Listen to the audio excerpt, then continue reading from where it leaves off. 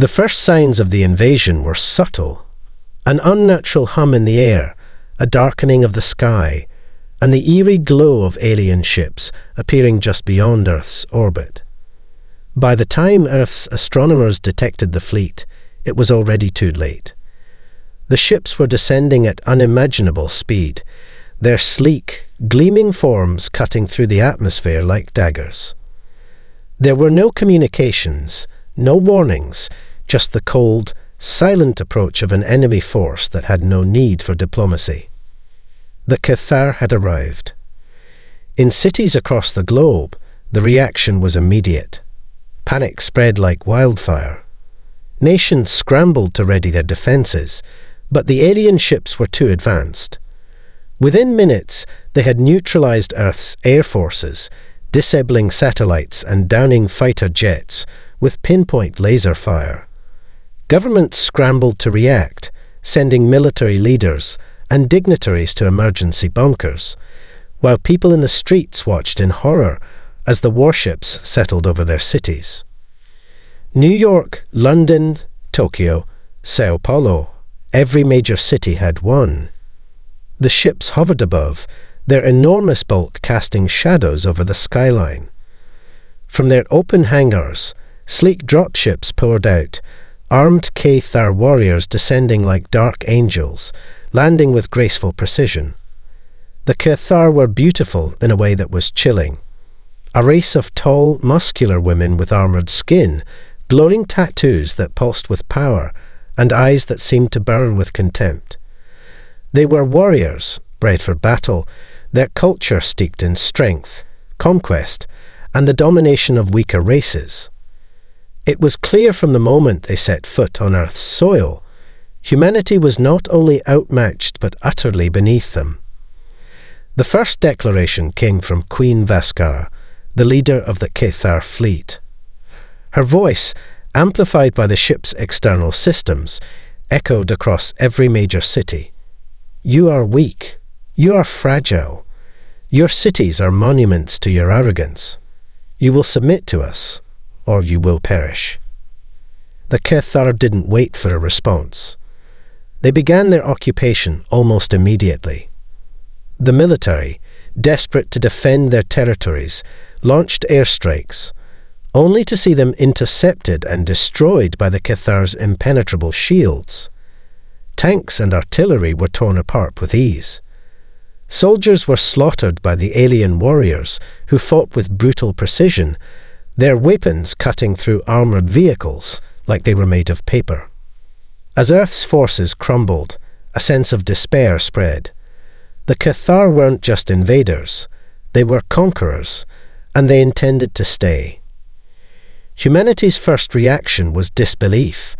No one could truly believe that Earth, the home of humanity, could be so easily toppled. But there was no time for hesitation. The fight was on. The resistance had to begin. But who would lead it? And how could humans, so outmatched, so unprepared, ever hope to defeat an enemy like this? The questions echoed in the minds of the survivors, even as their world was being ripped apart. In the ruins of a broken world, humanity's greatest challenge had just begun. In the aftermath of the Cathar's brutal landings, the world lay fractured. Cities smouldered with the wreckage of fallen skyscrapers, fires burning uncontrollably where their defences had been obliterated. Millions of people had been captured or killed in the initial sweep, and even more were forced into the harsh new order dictated by the Cathar. Humanity, stunned and battered, was teetering on the edge of surrender. But in the darkest moments, a glimmer of defiance began to emerge. It started small, isolated pockets of resistance, scattered across the globe. These were not soldiers or generals, but ordinary people who had seen their homes destroyed, their families torn apart, and their way of life erased. They began to fight back. In the heart of Paris, Julien Rousseau, a former street racer turned mechanic, was among the first to strike back. Using his knowledge of the city's underground tunnels, he orchestrated hit-and-run attacks on Kithar patrols, sabotaging their weapons and vehicles. His band of rebels, mostly local men and women, found ways to outmaneuver the Kithar's superior firepower, using the city's ruins as a battleground for guerrilla warfare. Each ambush, though small, became a symbol of human resistance. Meanwhile, across the Atlantic in New York, Ryan Calloway, a former U.S. Marine captain, led his own ragtag group of survivors, veterans, former police officers, and civilians who had taken refuge in the subways and lower levels of the city. While their first attempts to retaliate were desperate and poorly organized, Ryan quickly understood that conventional tactics would never work against an enemy like the Kithar. Ryan's team began using the urban landscape to their advantage, setting up traps and ambush points. They employed hit-and-run tactics, harassing the Kithar and striking with precision before disappearing into the shadows of the city. They learned quickly that the Kithar relied heavily on their advanced technology and their confidence in overwhelming force. But humans with nothing to lose could do what the Kithar could not: think outside the box. Ryan's first major victory came when they disabled a Kithar supply convoy, using a mix of EMP devices, cobbled together from old military hardware and scavenged parts. The Kithar warriors who had been sent to retrieve the supplies were stunned as their technology malfunctioned, leaving them vulnerable to attack. The humans seized the opportunity, ambushing the convoy in a brutal, swift strike. Back in Paris, Julian's resistance group managed to sabotage a Kithar communications tower, disrupting their ability to coordinate attacks across the region. The Kithar were forced to rely on less efficient methods, giving the humans a momentary advantage. These small victories did more than just disrupt the Kithar's operations. They gave humanity something they had lost in the initial wave of the invasion: hope. Word spread quickly, and in every major city, whispers of resistance began to take root. People who had once cowered in fear now found themselves standing together, rallying behind the idea that they could win. They were not soldiers, nor were they equipped with advanced technology, but they had something that Kithar could never understand: ingenuity, heart, and a will to survive. The spark of rebellion had been lit. Humanity's war had just begun. The Kithar were not known for their patience. After their initial onslaught, they had grown increasingly frustrated with the scattered human resistance, but they had underestimated the resourcefulness of those they considered weak. By the time word spread of the growing insurgency, the Kithar were already making preparations to demonstrate their absolute dominance. Their next target was Los Angeles. The city had already been heavily damaged by the invasion, but it was still a symbol of humanity's strength, an iconic metropolis teeming with millions of people, an ideal place for the Kithar to crush any remaining hope. Queen Valtara, the Kithar commander responsible for the West Coast, saw the city as an opportunity to strike a final blow to the spirit of the human race.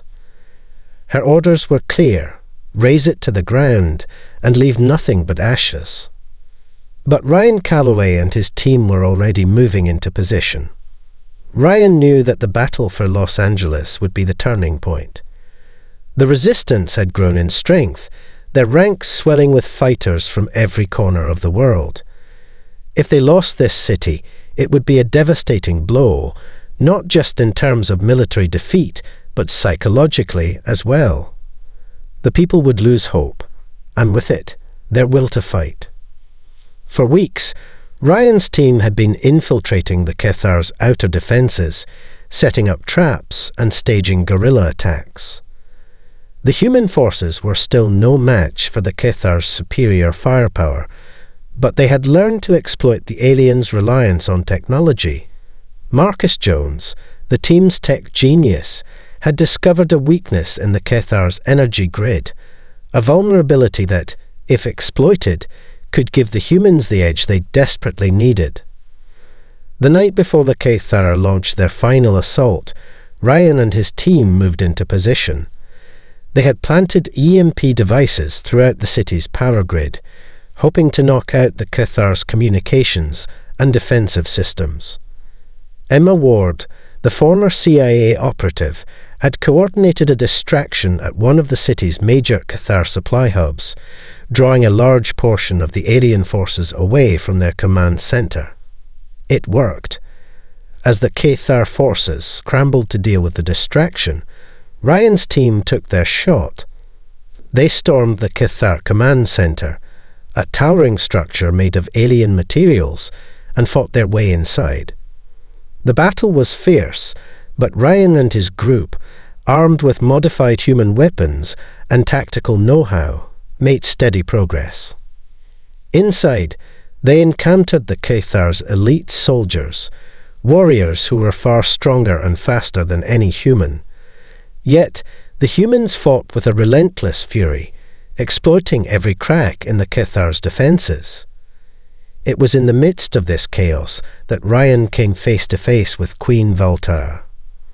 Valtara was unlike any warrior Ryan had encountered before.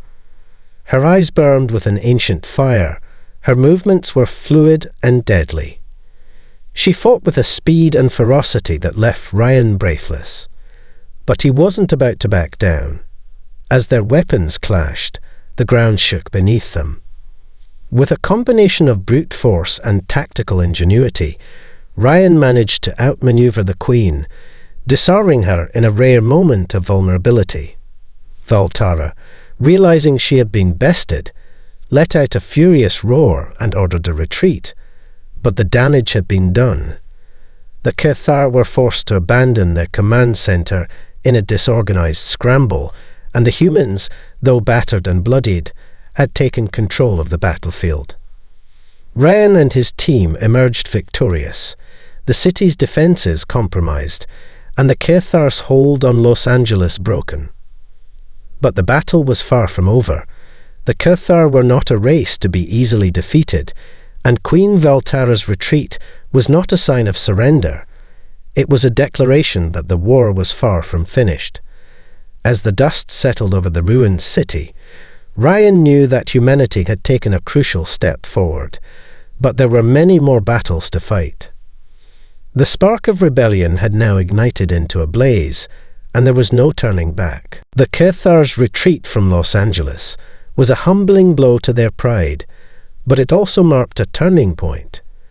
Queen Valtara's withdrawal had left her army in disarray, and the human victory, though costly, became a symbol of defiance that spread like wildfire. Across the globe, resistance groups swelled, emboldened by the realization that the Cathar were not invincible. But the Cathar were not a race to let a loss go unpunished.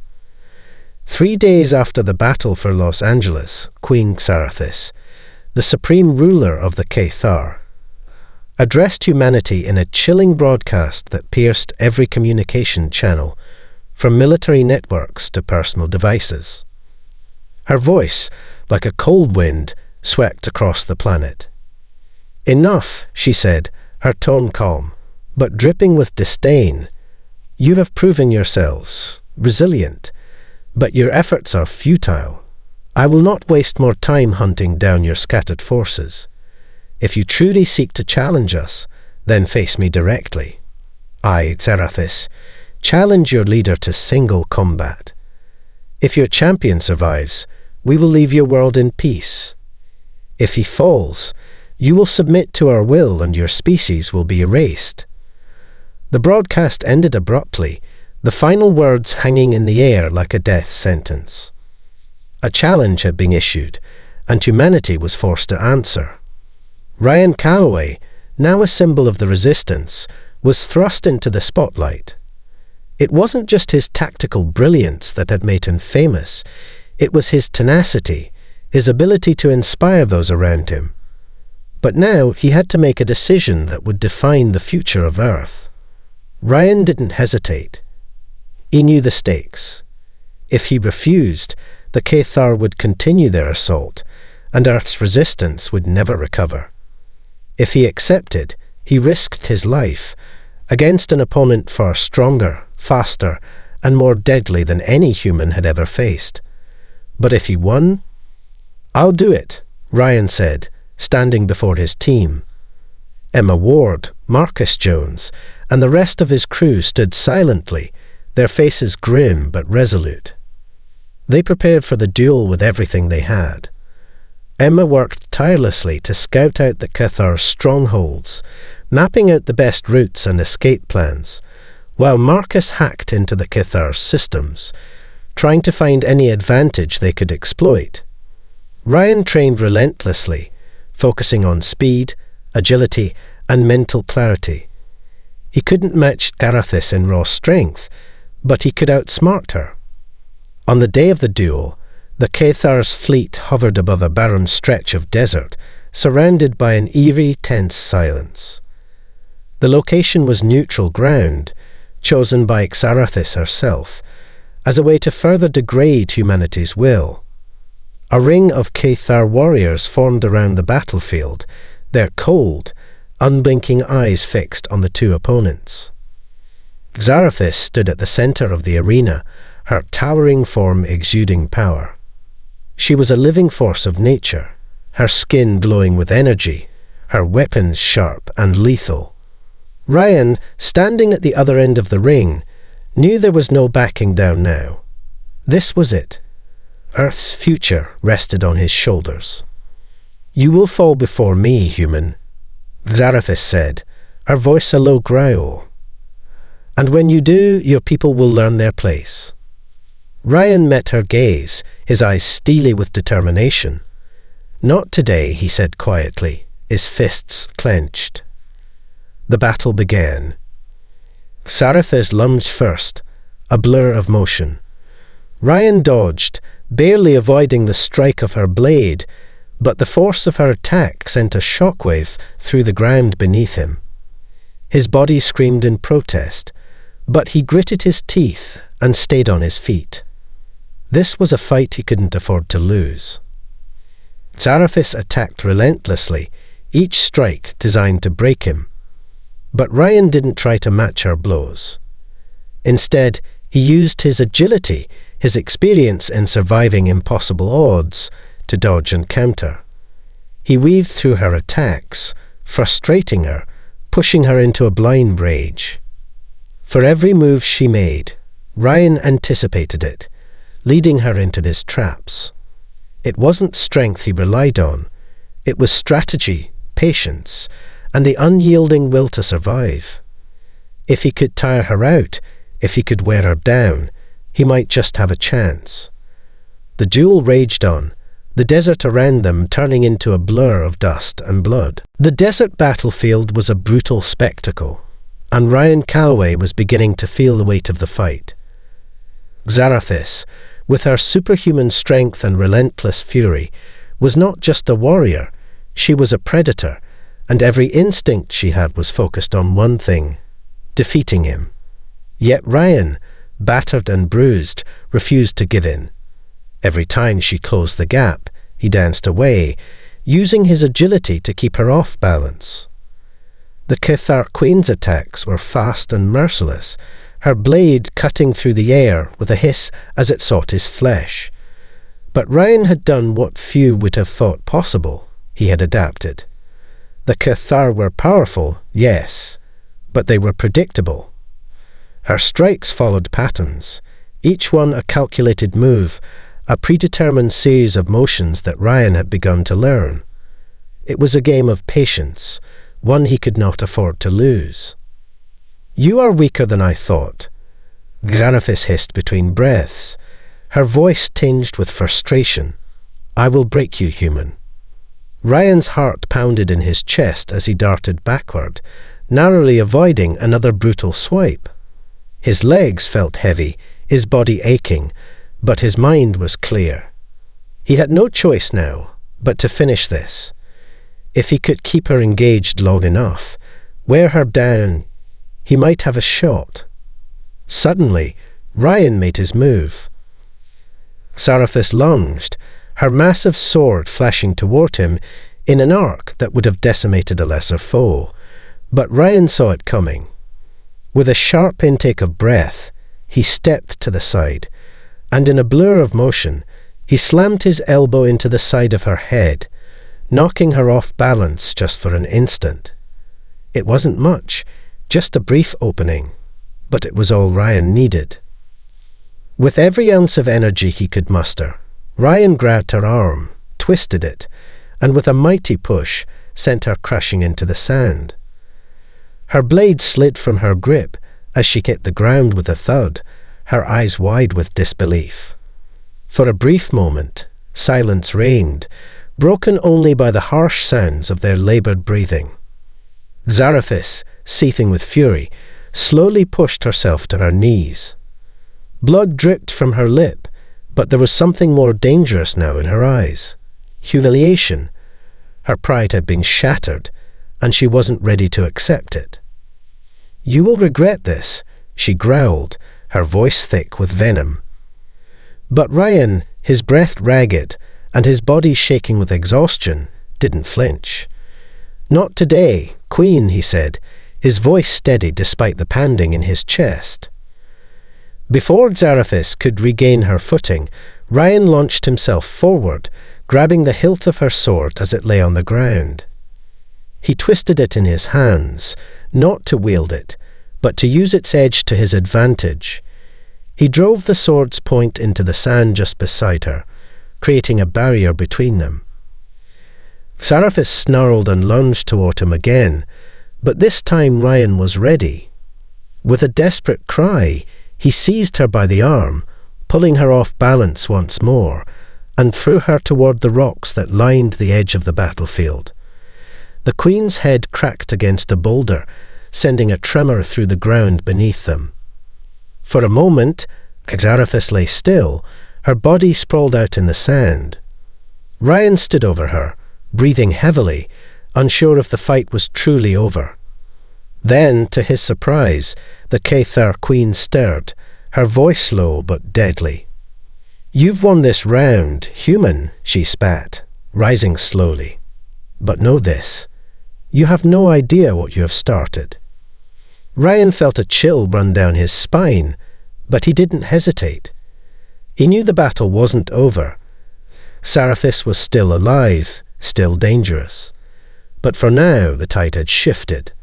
The Cathar had been dealt a blow, and humanity, against all odds, had struck back. As Ryan backed away from the broken Queen, he could feel the eyes of the watching Cathar warriors. They were not just witnesses to this battle. They were waiting for a signal, a sign that their Queen's defeat meant something. And in that moment, it became clear.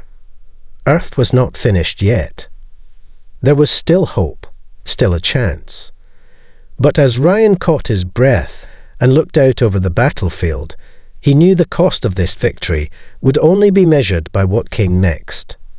The war was far from over, but humanity's resolve had been tested and proven. The Cathar would have to learn that Earth was not a world that would yield so easily. The moment Ryan Calloway bested Queen Zarathis in single combat, the Cathar fleet above Earth's skies seemed to waver. Its unyielding confidence chattered. But despite her humiliating defeat, the Cathar were not a race to accept dishonour. The defeat of Zarathis would spark something far more dangerous, a renewed and vengeful resolve from their leadership. Ryan, battered and exhausted, barely had time to savour his victory before word came through the communication channels. The Cathar were preparing for an all-out assault. They had called upon Karnar, the Cathar warlord responsible for the Empire's most devastating campaigns. Karnar was legendary among the Cathar, a brutal tactician, feared and revered for her merciless strategies. Where Zarathis had been a proud and driven leader, Karnar was a cold, calculating killer, and she was already on her way to Earth. But in the wake of Ryan's victory, a new strategy was taking shape on Earth's side. The Resistance had learned something invaluable from the Cathar: the power of unity. A human alliance formed of former enemies, nations, political leaders, soldiers, and civilians had come together under a single banner to protect Earth. And Ryan Calloway, now a symbol of humanity's resilience, was thrust into the role of leader. No longer could he afford to be just a soldier. He had to be the rallying point, the figurehead for Earth's last stand. The Resistance had one hope: to strike at the heart of the Cathar Empire, to sever the leadership that had orchestrated this invasion. If they could take down Karnar, they could cripple the Cathar's resolve and possibly end the war. The plan was risky, almost impossible, but with the Cathar focused on retaliation, it was their best shot. Ryan was chosen to lead the charge. The team that assembled for this mission was an eclectic mix of humanity's finest. Emma Ward, who had become an expert in covert operations; Marcus Jones, the tech genius who had hacked into the Cathar's systems and weaponry; and Julien Rousseau, the guerrilla fighter from Paris who had quickly become a symbol of human ingenuity. Together, they formed the core of a specialized strike force, tasked with infiltrating the heart of the Cathar's command center. The Cathar's homeworld, a brutal and hostile planet known as Karak, lay beyond the reach of human technology. But Marcus had managed to crack the Cathar's encrypted data, locating a vulnerability in their hyperspace network, one that allowed for a rare window of opportunity to slip through their defenses unnoticed. The mission was set: infiltrate Karak, sabotage Karnar's operations, and, if possible, capture her alive. Ryan knew the odds were slim, but if they could take her down, the Cathar would fracture. Her ruthless leadership was the glue that held their war effort together. As they prepared for the journey, Ryan reflected on how far they had come. Only a few months ago, humanity had been on the brink of total annihilation, unable to comprehend the scale of the invasion. Now they were preparing to strike at the heart of the enemy's empire. Ryan looked out over the group of men and women who had become his comrades, their faces a mixture of resolve and fear. He knew the risks they were taking. This mission was not just for survival, it was for the future of humanity. "We do this for Earth," Ryan said, his voice steady despite the uncertainty ahead. "We do this for every person who fought and died to get us here. No one gets left behind. We bring the fight to them." As the final preparations were made, a sense of unity settled over the team. They weren't just soldiers anymore. They were a force. The fight for Earth wasn't just about defending their planet. It was about showing the Cathar that humanity was no longer willing to bow. They were coming for Karnar, and they weren't turning back. The journey to Karak, the Cathar homeworld, was unlike anything the humans had ever experienced. The Cathar's hyperspace corridors were a labyrinth of unpredictable gravitational shifts, black holes, and energy fields. Navigating them required skill, precision, and luck was something the humans didn't have in abundance. But they had something else: determination. Ryan Calloway stood at the command center of their makeshift ship, a converted Cathar vessel that Marcus Jones had retrofitted with Earth tech. The sleek alien ship had been stripped of much of its non-essential components, leaving it a bare-bones vessel capable of slipping through Cathar defenses undetected. It was their only shot. Emma Ward stood at the weapons console, her eyes sharp as ever, while Marcus, hunched over a holographic display, fine-tuned the ship's cloaking system. Julien Rousseau, the ever-resourceful French guerrilla fighter, was securing the last of their gear. The team was ready, but Ryan could sense the tension in the air. They weren't just heading into enemy territory, they were heading into the heart of the Cathar Empire itself. "All systems are go," Marcus said, his voice calm despite the gravity of the mission. "We should be able to jump through the hyperspace corridor without triggering their main defense networks. But once we're through, we'll be on our own." "Understood," Ryan replied. "Keep it quiet and keep it fast. We only have one shot at this." With a deep breath, Ryan strapped himself into his seat. The countdown began, and the ship's engines roared to life, surging with power as they prepared to break through the hyperspace veil. The stars outside seemed to warp, stretching into glowing ribbons of light as the ship shot forward into the unknown. For what felt like an eternity, they drifted in the void, the blackness around them filled only by the hum of the ship's engines and the quiet voices of the crew. Then, with a sudden jolt, the ship lurched forward. The Cathar's hyperspace defenses had been bypassed. Barely. They had arrived. Karak loomed before them. A jagged, dark planet, its surface scarred by millennia of war and conquest. The air was thick with the scent of sulfur and ozone, and the sky was a perpetual shade of red, casting an ominous glow across the planet's surface. "Landing coordinates are set," Emma reported, her hands steady as she monitored the ship's descent. "But we've got a Cathar battle cruiser moving into our vicinity. It'll be close." Ryan's heart raced, but he didn't flinch. Keep the cloaking active as long as possible. Get us down fast. As the ship descended through the planet's atmosphere, Ryan felt the weight of what they were about to do. They had no backup, no reinforcements. If anything went wrong, they'd be stranded in the heart of the Cathar homeworld, a planet filled with enemies who were far more advanced and deadly than they could imagine. The ship shuddered as it broke through the clouds and touched down on a barren plateau, surrounded by jagged rock formations and swirling dust. Silence fell over the team as the ship's engines powered down. Ryan stood, a wave of anticipation washing over him. They were here, deep inside enemy territory. The next few hours would determine everything. "We move out in 10, Ryan ordered. "No mistakes. No one gets left behind." As the team gathered their gear, Ryan caught a glimpse of the horizon. An army of Cathar warships moving across the sky, ready to respond to any threat.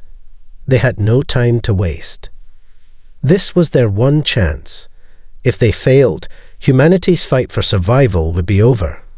But if they succeeded, the Cathar would feel the sting of defeat in their very core.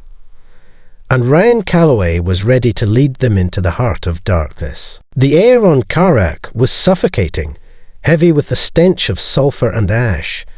The planet was a living testament to the Cathar's endless wars, a barren wasteland filled with jagged mountains, toxic seas, and ever-churning storm clouds. Ryan Calloway's boots crunched against the rocky ground as he led the team through the desolate landscape, their destination clear, the Cathar capital, Charka, the heart of their empire. Every step was a step deeper into enemy territory. The cloaking device on their ship had given them a brief window of invisibility, but Ryan knew that wouldn't last long. The Cathar were relentless hunters. They'd already sent multiple search parties across the surface, and it was only a matter of time before they tracked down the human intruders. "We need to move faster," Emma Ward whispered as she adjusted her gear. She was always the first to read the situation, always the first to know when the enemy was closing in. "We've got less than an hour before they realize we're here." Ryan nodded, his jaw set in grim determination. The weight of this mission wasn't lost on him. The Cathar had brought war to Earth, and now it was time for them to feel the sting of retribution. But this wasn't just about revenge. It was about survival. If they could cripple Karnar's war machine, the Cathar would be thrown into disarray. That was the plan. They had to strike at the heart, and Karnar was the heart. The closer they got to Ksharka, the more dangerous it became. They were within sight of the Cathar's central command facility, a massive, foreboding structure made of obsidian-like material. It pulsed with an eerie light, guarded by thousands of Cathar warriors and mechanical sentries. The facility was the nerve center of their military operations, where Karnar herself would likely be coordinating the final assault on Earth. "This is it," Julien Rousseau murmured, his voice tight with anticipation. "We don't get another chance." Ryan gave him a brief nod. "We move in silent, hit hard, and get out fast. No one gets left behind." The team spread out, slipping through the rocky terrain toward the perimeter of the Cathar facility. Marcus, with his uncanny skill for technology, had already hacked into the Cathar's surveillance systems, allowing them to bypass the outer defenses. But inside, that was a different story. The Cathar had already anticipated an attack, and their elite forces were ready. As they infiltrated the facility, the hum of alien machinery reverberated through the cold stone walls. Ryan's pulse quickened. This was the moment. They'd come too far to turn back now. They fought their way through a series of corridors, picking off Cathar sentries one by one. But the deeper they went, the more resistance they encountered. The Cathar were ready for them.